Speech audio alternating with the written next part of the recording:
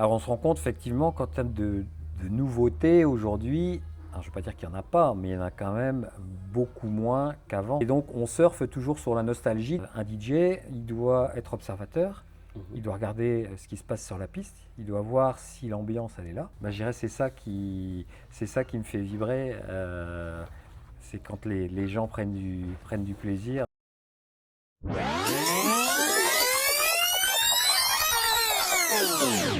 Dans la musique électronique, on est souvent appelé à courir après la dernière nouveauté, la dernière tendance éphémère. Et puis, il y a des artistes qui construisent leur histoire sur la durée, en restant fidèles à une culture, à un public et à un certain sens de la fête. Des DJ qui traversent les époques sans jamais perdre leur identité. Bienvenue sur Beatline Session. Le concept reste le même. On s'arrête un instant, on coupe le son du club pour prendre le temps de discuter avec ceux qui façonnent nos nuits, comprendre leur parcours, leur technique et cette frontière subtile entre le contrôle et le lâcher-prise. Pour ce troisième épisode de Beatline Session, j'avais envie de poser notre regard sur l'authenticité et l'évolution de nos clubs. C'est pourquoi on a installé nos caméras au Daron à Ronc, un espace familial, intime, parfait pour une discussion sans filtre, à l'abri du bruit. Mon invité aujourd'hui est une figure incontournable et respectée de nos nuits des Hauts-de-France. Acteur hyperactif de la scène électronique régionale, il s'est imposé comme une référence incontestée des formats house, retro house et clubbing. Des enfants terribles à l'actuel, il maîtrise l'art de faire vibrer les dance floors d'ici avec une sélection pointue et un amour du public qui ne faiblit pas. David Clark est avec nous. Avec David, on va parler de la culture du Nord, de cette ferveur unique propre aux soirées rétro, mais aussi de la réalité du métier de DJ.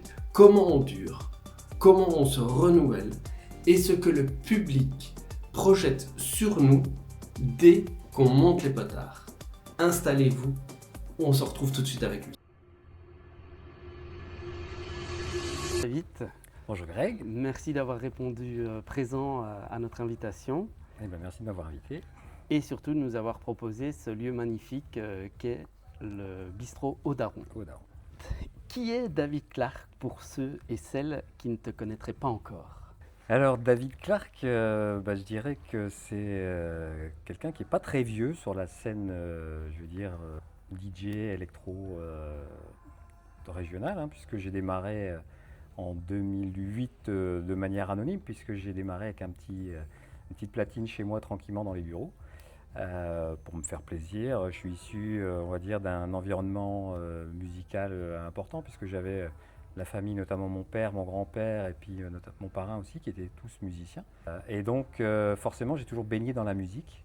On écoutait les disques à la maison, les vinyles hein, à l'époque. Et donc, j'ai toujours baigné dans ce monde musical. J'avais mon cousin qui avait également une platine pour démarrer. Donc tout jeune, j'ai essayé, comme tout le monde, je dirais, d'essayer de mixer. Et puis je me suis pris au jeu, je me suis lancé, on va dire, en 2008, où j'ai acheté ma première platine. Et puis ensuite, je dirais, forcément, quand on a du matériel à la maison, les copains ils disent, tiens, ça serait bien que tu viennes faire mon anniv, Nouvel An, ce serait bien que tu ramènes ton matos. Et donc, forcément, on s'essaye, et puis on se rend compte que les copains sont plutôt contents, on essaye de mettre l'ambiance.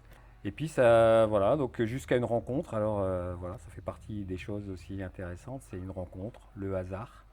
Et donc là, dans des copains de copains, on va dire, qui tenaient un bar pas très loin d'ici, qui m'a dit, ce serait bien que tu fasses des cartes de visite. Et puis il m'a dit, tu me les donnes et puis je les mettrai dans mon bar. Et puis donc voilà, donc c'est parti de là. Il y a une association m'a contacté parce qu'ils faisaient leur soirée annuelle. Donc j'ai démarré avec des soirées privées pendant une dizaine d'années. Et puis ensuite, une rencontre, le hasard.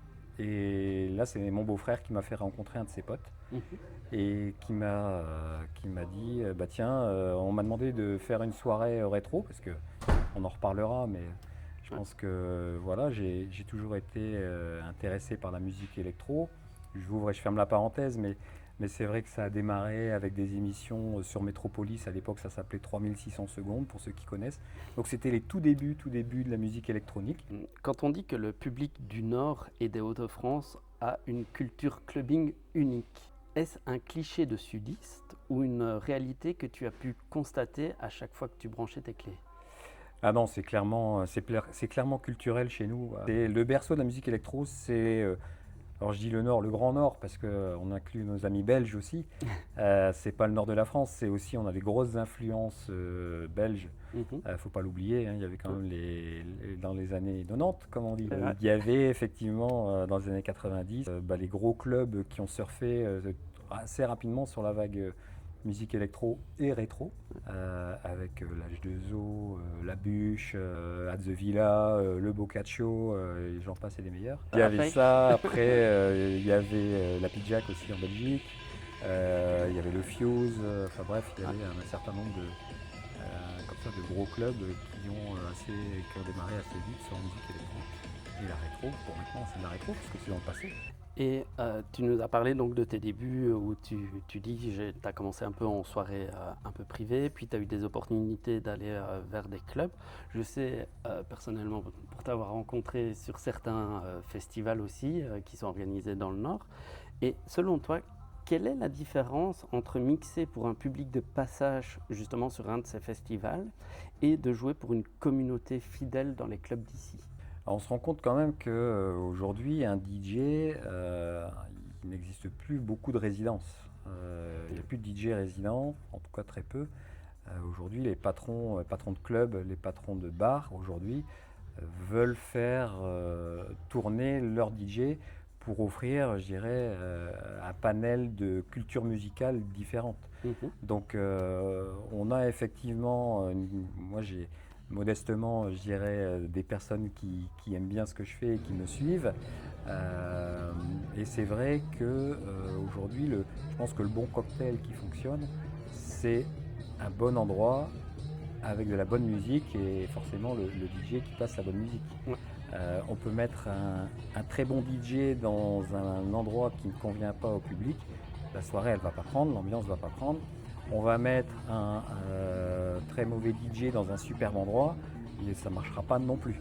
Donc je pense que le bon cocktail, le bon mix, c'est justement le mélange, l'association du lieu et de la bonne musique via le DJ qui fait que ça fonctionne bien. Alors pour revenir sur le public de passage, c'est vrai qu'il y a dans les clubs ou autres, il y a des gens qu'on ne connaît pas et puis qui au fur et à mesure je dirais tiens c'est pas mal ce qui passe, il y a une belle ambiance, machin, etc. Je vais revenir. Donc, il y a des gens qui viennent comme ça et puis dans les festivals, oui, donc là il y a des gens qu'on peut aussi capter parce qu'ils n'ont pas forcément entendu ce genre de musique ou d'enchaînement et donc je dirais c'est une ambiance un peu différente. Maintenant c'est vrai que dans les festivals on peut parfois, je dirais, se lâcher un petit peu plus sur la programmation. Parce que, je dirais, on a soit un public très averti qui vient spécifiquement pour ce genre de musique, ou alors on a des gens comme ça qui sont de passage et qui disent tiens, c'est pas mal ce qui se passe. Oui, c'est ça, parce que tu peux vraiment aller toucher parfois même un public auquel on ne s'attendrait pas. Je repense notamment au festival Techno Médiéval qui a été proposé l'année passée en été à Seclin.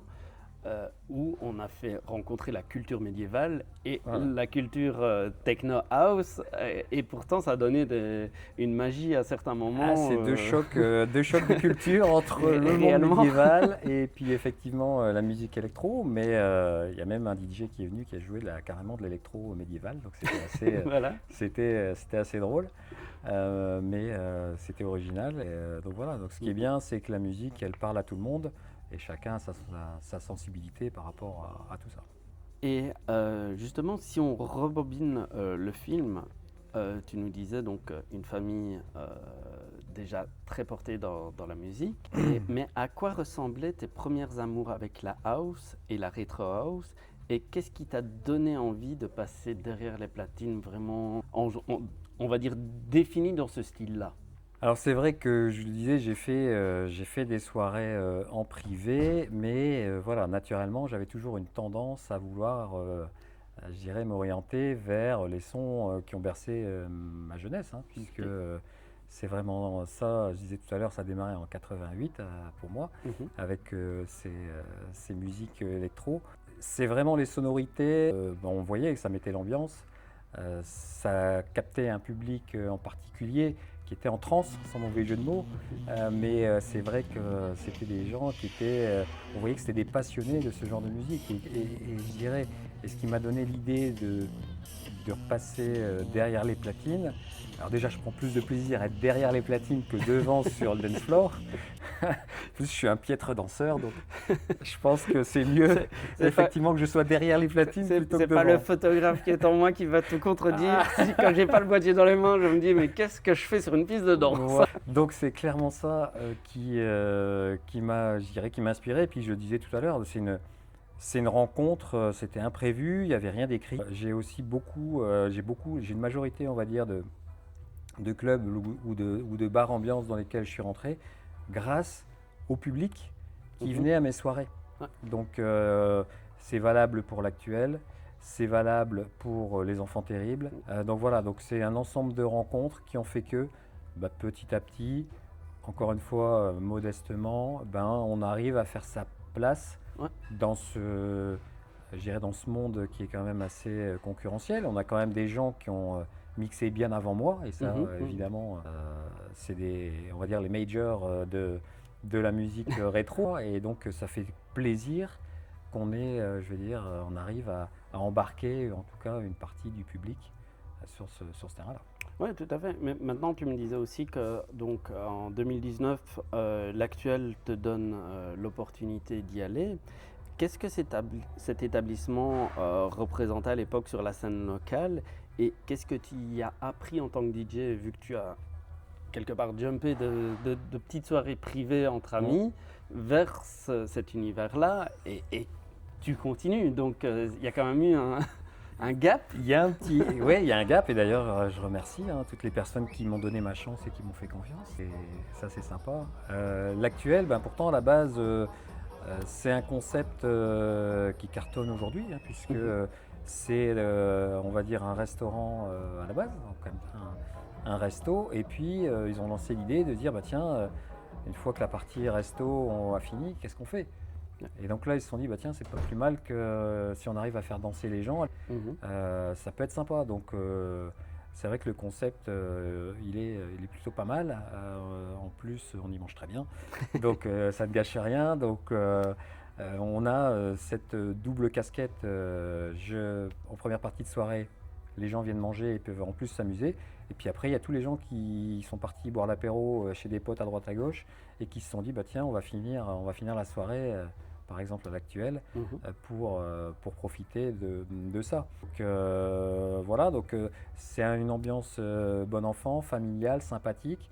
Et puis derrière, il y a la Dr Jekyll et il y a Mr Hyde. Après, on bascule dans le côté clubbing avec des gens qui se métamorphosent, qui étaient tranquilles, posés à table, et puis ensuite qui se transforment en clubbers et qui envoient une énergie de dingue sur la piste. Donc c'est ça qui est, ça doit être, c'est ça qui est top. Surprenant et à la fois magique. C'est ça, en fait, moi c'est ce que j'aime bien, c'est l'idée, j'espère donner du plaisir musical aux gens, et puis c'est quand on voit quand les gens ils ont le smile, quand on voit un pouce, un clin d'œil, etc.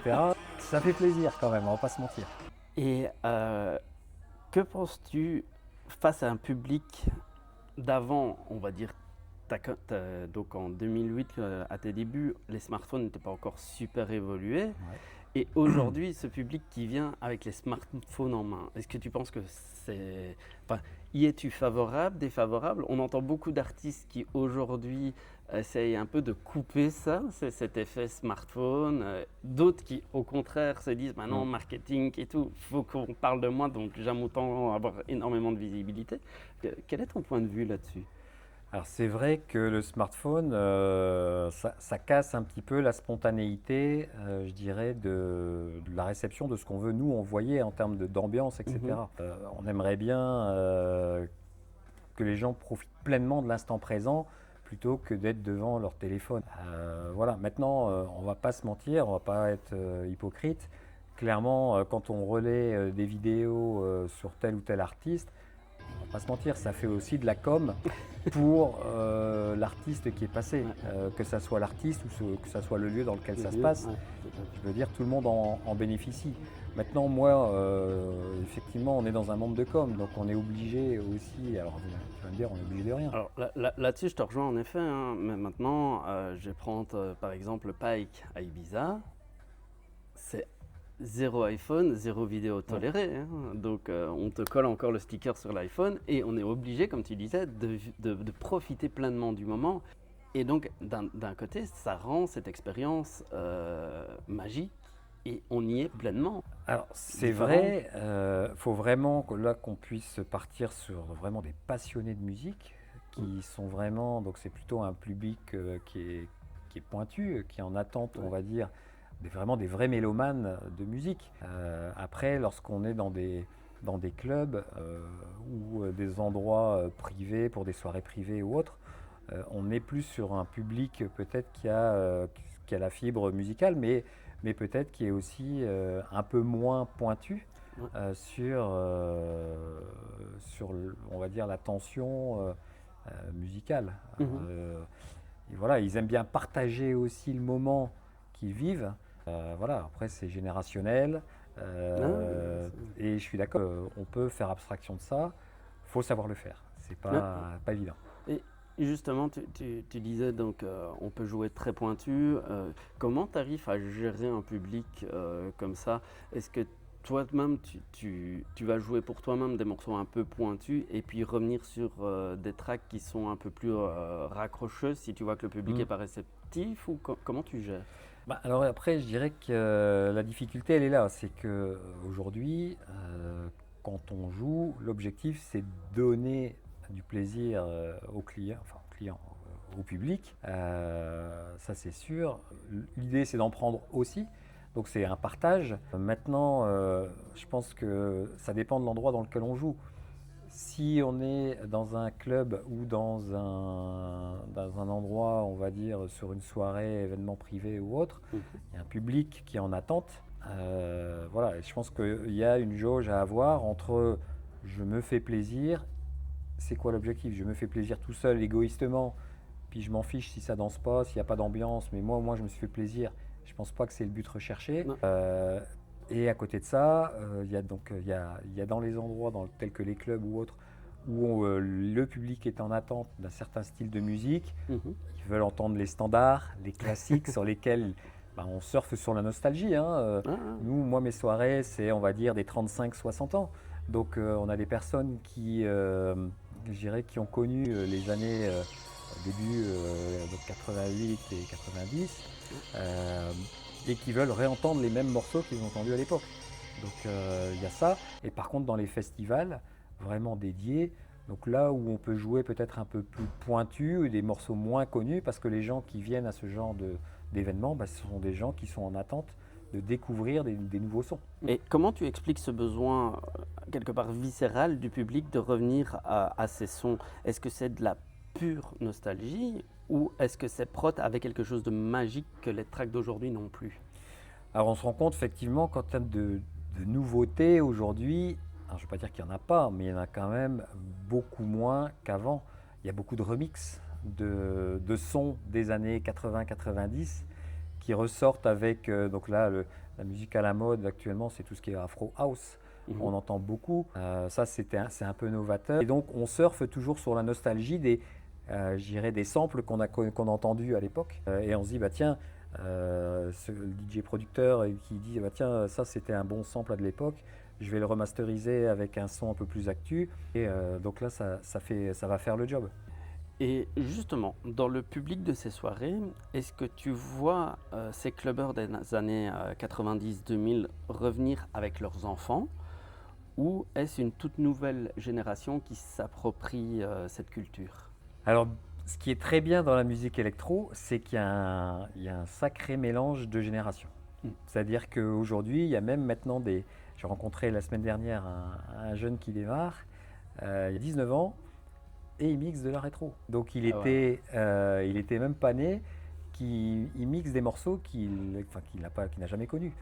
Donc ce qui prouve bien que on va dire, une couleur musicale qui rassemble toutes les générations. Mm, mm. Donc on a des plus jeunes, et puis on a on va dire les anciens, et pour autant tout le monde se respecte. Je respecte tous les styles de musique, mais c'est vrai que l'électro, elle a cette palette de possibilités qui est étendue en house music. Alors moi j'essaye aussi de toujours caler, même si voilà, je suis estampillé rétro, j'essaie toujours de caler parfois soit un bon remix d'un vieux standard Mhm. ou alors carrément à l'inverse, je dirais un son nouveau mais Ouais, qui vient bien s'incruster qui vient s'incruster. dans la soirée. Donc voilà, je pense des sons comme Anima par exemple que j'aime bien, Arbat aussi, j'aime bien la musique progressive, j'aime bien la mélodique. Et donc de temps en temps, ben, allez hop, puis ça crée parfois la surprise. On se dit tiens, on vient à une soirée rétro, ça c'est pas vraiment de la rétro, mais ça passe bien dans le paysage, quoi, tu vois. Ouais, c'est ça. Tu fais des incursions, mais qui Voilà, sont intégrées. j'essaye de toujours essayer de surprendre parfois un peu le public, ça peut être sympa aussi. Et si nous parlons un peu des coulisses techniques de la scène locale, aujourd'hui, avec la disparition de nombreux clubs, on va dire traditionnels, au profit de tiers lieux ou d'événements éphémères, comment un DJ de terrain doit se réinventer pour continuer à faire vivre sa musique? C'est une bonne question. Alors c'est vrai qu'aujourd'hui, je le disais tout à l'heure, on n'a plus de DJ résident. Ouais. Aujourd'hui, les gens ne sont plus fidèles à un club. Avant, on allait dans tel ou tel club et on y allait toutes les semaines. C'est fini. Aujourd'hui, il y a une offre qui est énorme. Je dirais, tous les week-ends, vous avez je dirais, une palette, une possibilité, je dirais, de lieux sur des musiques électroniques. Donc aujourd'hui, ce que veulent les gens, c'est qu'ils veulent du bon son, mais ils veulent dans des endroits avoir un cadre différent, une ambiance différente, des gens différents. Donc ils sont à la recherche de ça. Ce que je disais tout à l'heure, c'est le bon mix, c'est d'allier de la bonne musique avec le DJ qui va avec, dans un bel endroit. Donc ça, c'est vraiment ce qui marche. Et puis, ce qu'ils veulent aussi les gens, c'est, je le disais, ça peut être des endroits fermés comme des clubs ou, je dirais, des bars ambiance. Mais aussi, maintenant, c'est la mode et on en voit de plus en plus, hein. On est en période estivale. Et donc, c'est Les quoi? fameuses. Ce sont les gardens, les open air. Donc voilà, les festivals en musique électronique. Ouais. Donc ça, c'est clair que c'est ce que recherchent les gens. Donc, Et après toutes ces années passées à faire danser la région, au final, qu'est-ce qui te donne encore cette décharge d'adrénaline au moment de charger ton premier morceau avant une grosse date? ah, ça, c'est une bonne question. C'est vrai que j'ai toujours cette petite appréhension du premier morceau. Est-ce que la mayonnaise va prendre tout de suite? Mhm. Alors, il y a le fameux warm-up, hein, donc démarrage de soirée où il faut faire chauffer les rotules de tout le monde. Et puis, on se rend compte que, ben voilà, il y a une personne qui se lance, c'est un peu timide, et puis il y en a une deuxième, et puis il y en a une troisième, et on se rend compte que, voilà.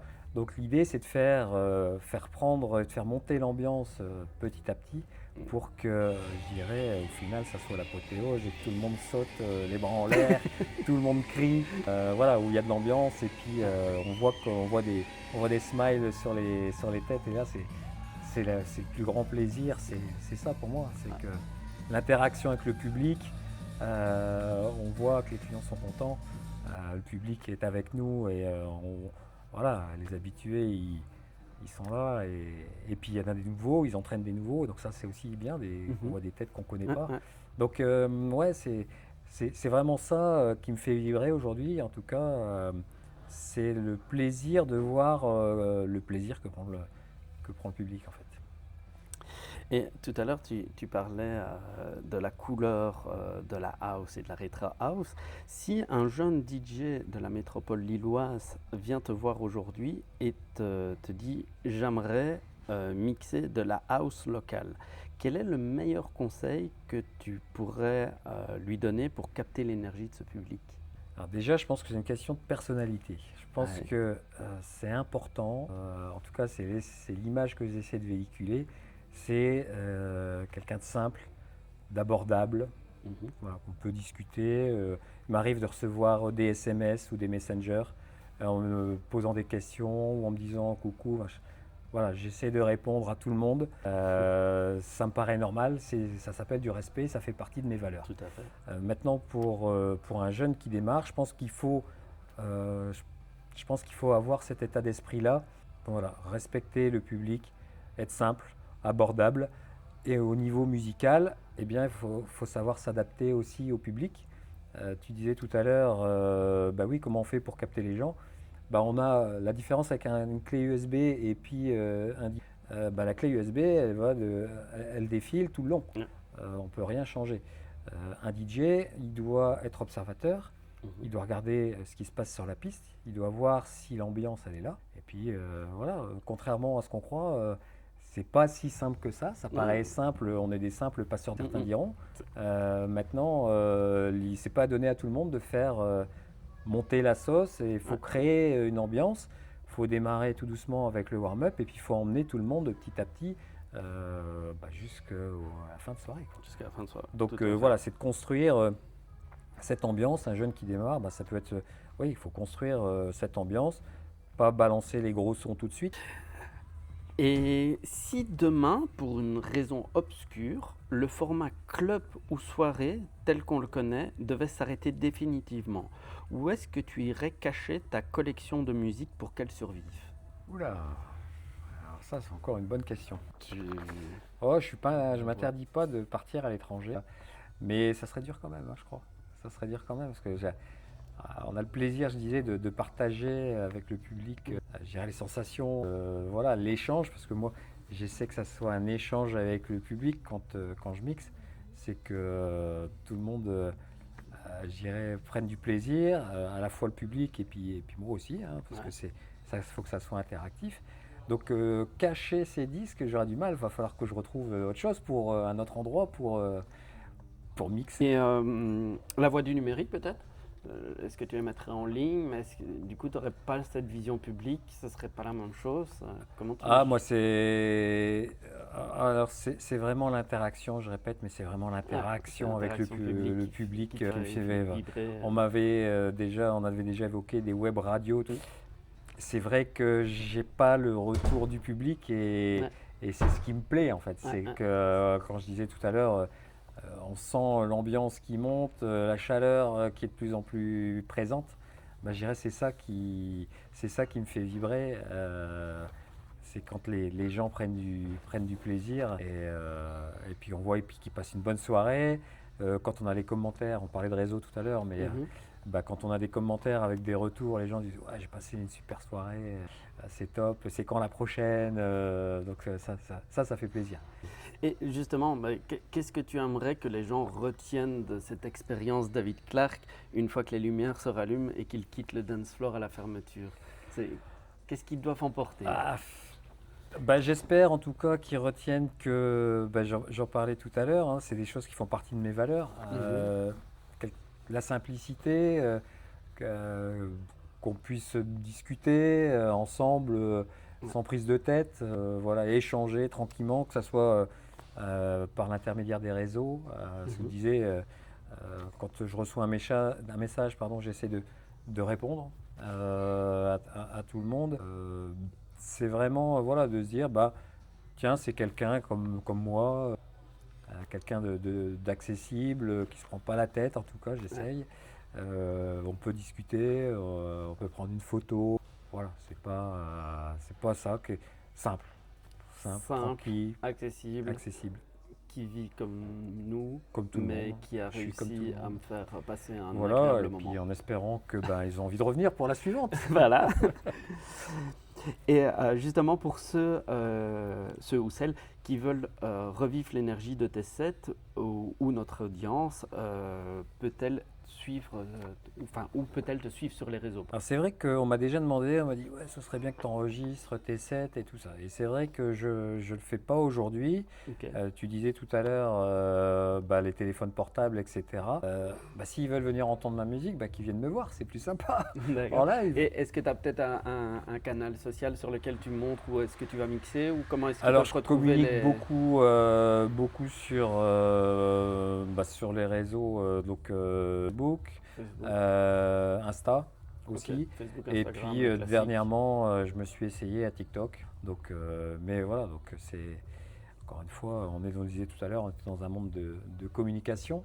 Ouais, bien sûr. Donc on Bon. essaye de publier les prochaines soirées où j'irai mixer. Ouais. Pour les personnes qui auraient envie de venir. Écoute, on mettra les liens de tes différents réseaux dans la description de la vidéo. Comme ça, ils pourront aller voir justement s'ils ont envie de venir te voir en live. Et je leur souhaite de venir te voir en live et je leur conseille même. Au passage, les amis, n'hésitez pas à cliquer sur la petite cloche ou à s'abonner à la chaîne Beatline Session. C'est pour ce genre d'interaction que nous faisons ce type d'interview. Et David, merci déjà énormément pour le temps que tu as partagé avec nous. Y aurait-il un sujet que nous n'aurions pas abordé ou quelque chose que tu aimerais ajouter avant que nous te laissions continuer ton parcours? Non, juste bonne continuation. Avoir des nouveaux événements, des nouveaux lieux. C'est tout ce que je nous souhaite, que je puisse continuer le plus longtemps possible à partager ma passion avec vous, le public. Avec toi, Greg, on s'est déjà rencontrés et c'est vrai que c'est au détour d'un événement qu'on s'est rencontrés, qu'on a fait connaissance. Et puis on est là aujourd'hui, donc on espère que ça durera encore le plus longtemps possible. Et c'est toujours un plaisir de te recroiser lors de différents événements, bien entendu. Donc les amis, avec David, on a parlé de racines, de fidélité et de ce lien unique qui unit un DJ à sa région. Le clubbing n'est pas qu'une affaire de scène internationale, c'est avant tout une histoire de proximité, de partage, de simplicité et de morceaux qui traversent le temps sans perdre une ride. Si cet épisode a réveillé vos plus beaux souvenirs de club, partagez-le autour de vous et laissez-nous une note sur notre plateforme d'écoute. On se retrouve très vite pour un nouvel épisode de Beatline Session. D'ici là, laissez parler la musique. Ciao tout le monde, à bientôt.